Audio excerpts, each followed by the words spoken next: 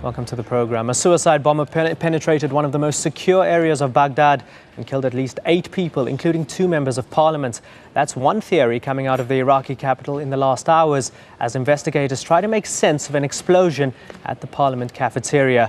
To do it, the bomber had to enter the green zone, the very heart of US and Iraqi power.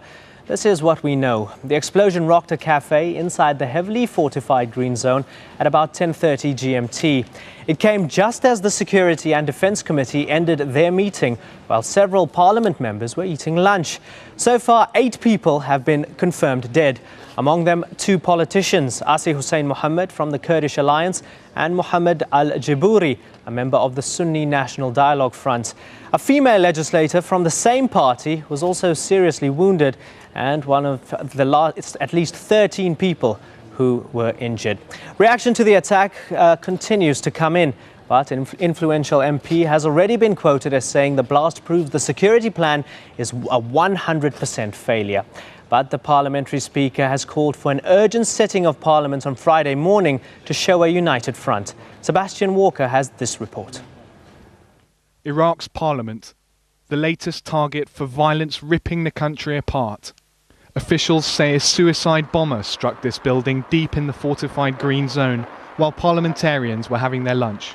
What we know right now is that inside the parliamentary building on the 2nd floor in the cafeteria, sometime this afternoon, about 2:30, it appears now from the eyewitness accounts there was a suicide vest.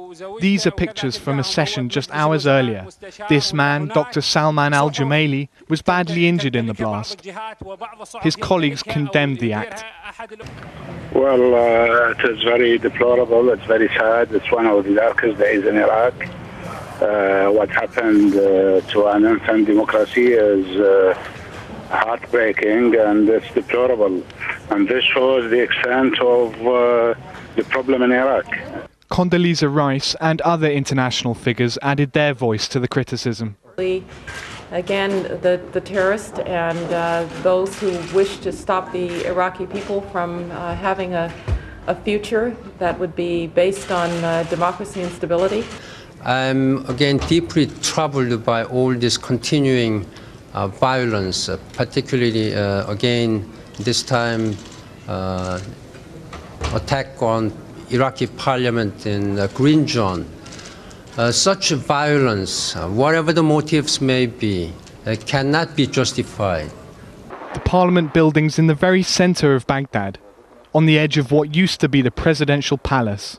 It's surrounded by a network of checkpoints and scores of heavily armed security guards.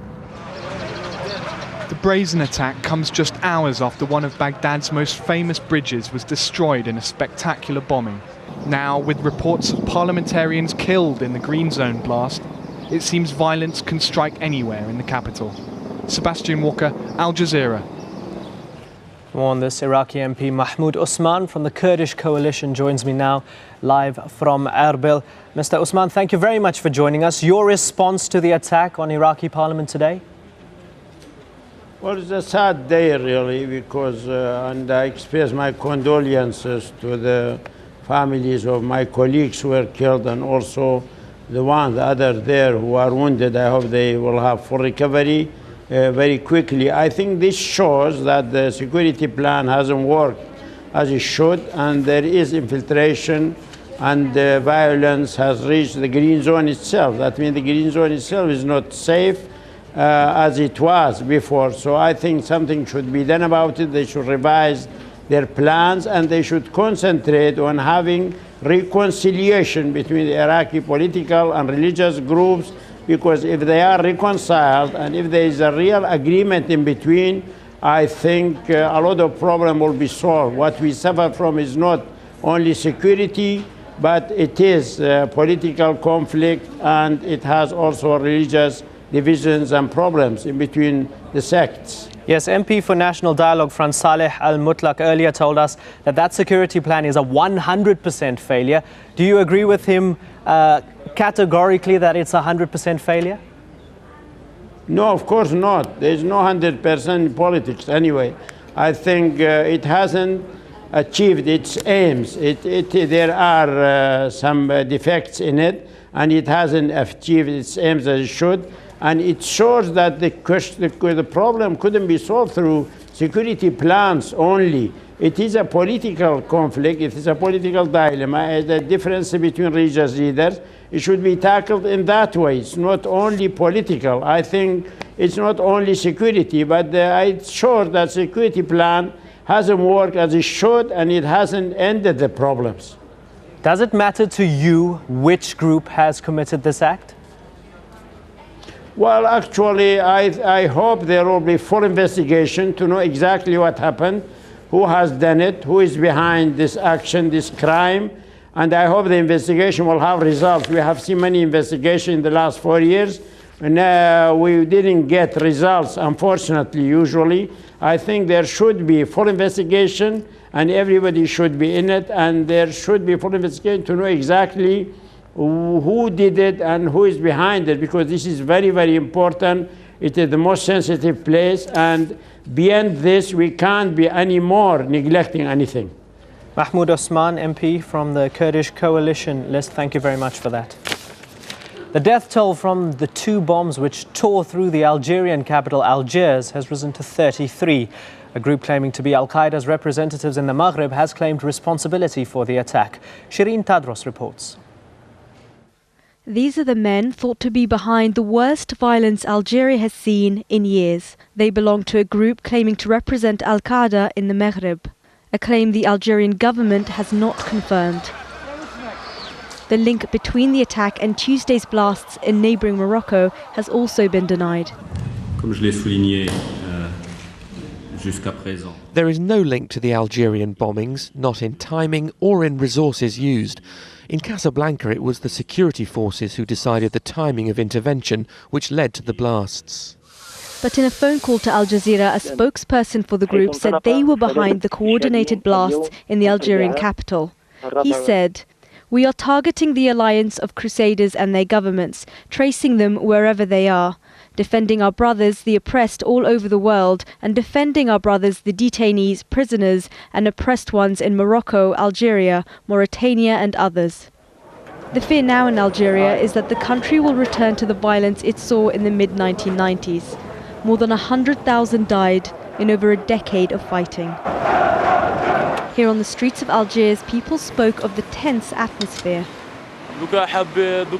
People are afraid. They are afraid when they go to work. Terrorism is still present, and it's always the people that are the victims. And with elections looming, the Algerian government are not keen to admit the existence of a homegrown terror network with links to Al-Qaeda. In the last few years, the government has followed what it says is a policy of reconciliation with various Islamic groups. After Wednesday's blasts, some are suggesting a change in approach is now needed to stop any further violence. Shireen Tadros, Al Jazeera. Turkey's military has begun staging several large-scale attacks on separatist Kurdish fighters in the country's southeast. The country's top general has even stated that Turkey should extend these operations across the border into Iraq. But he says such a decision is a political one and must be taken in Ankara. As John Cookson reports, Turkey is unlikely to begin a full-scale invasion of Iraq. Tensions are building on the border between Iraq and Turkey as the Turkish military announces it started what it calls large-scale operations against Kurdish fighters in the south of the country. Journalists in the region telling Al Jazeera border towns like Silopi on the Turkish side have seen shelling as the Turkish military move against the Kurd guerrilla group. In an unusual move for the normally secretive Turkish army, top General Yashar Bukanat said, "Should we do an operation in the north of Iraq? There are 2 dimensions. As a military person, yes, we should. The second dimension is a political one. We need a political decision in order to launch an attack." So the big question is whether the Turkish government would give that permission. It seems unlikely. A full-scale invasion of northern Iraq would upset the United States, which is trying to hold Iraq together. And Turkey would prejudice its membership of the European Union, but more likely a cross-border raids. All this is very worrying to the Iraqi Kurds, who are fearful of their powerful neighbour Turkey. The Kurds may have a dedicated fighting force, but compared with the Turkish army, they've been no match at all. John Cookson, Al Jazeera.